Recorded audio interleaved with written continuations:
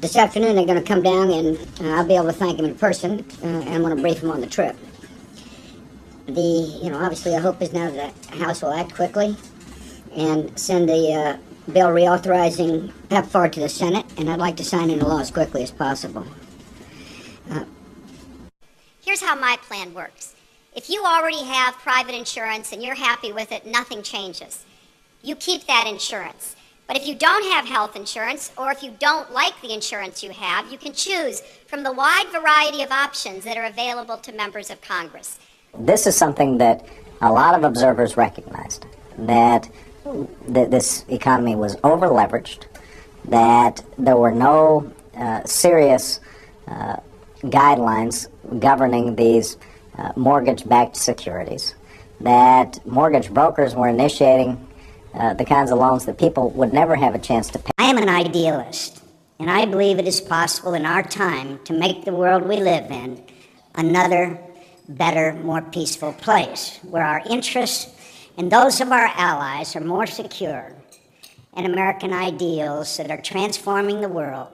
Let me just tell you what I think of where we stand in America's policy.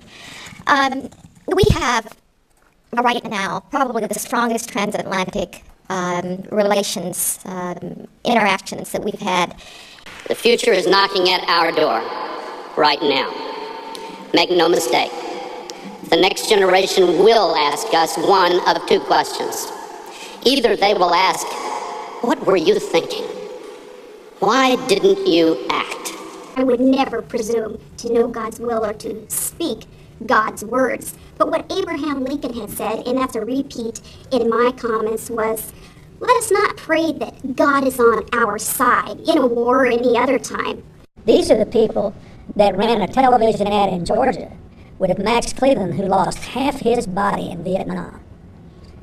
In the same ad with Osama bin Laden and Saddam Hussein. That's what the Republicans did. It's very sad that the president has chosen to veto a bill that would provide health care for 10 million American children for the next 5 years. It is a value that is shared by the American people across the board. In fact, 2-to-1 Republican voters support S-chip and oppose the president's veto. If you argue this after the fact, then you're arguing to advantage one campaign or another. I have to be the referee.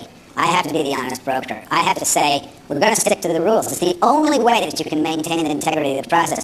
But we need to do something now because the short-term risks are clearly to the downside, and the potential benefits of quick action to support our economy have become clearer. Including direct involvement in the killing of Americans.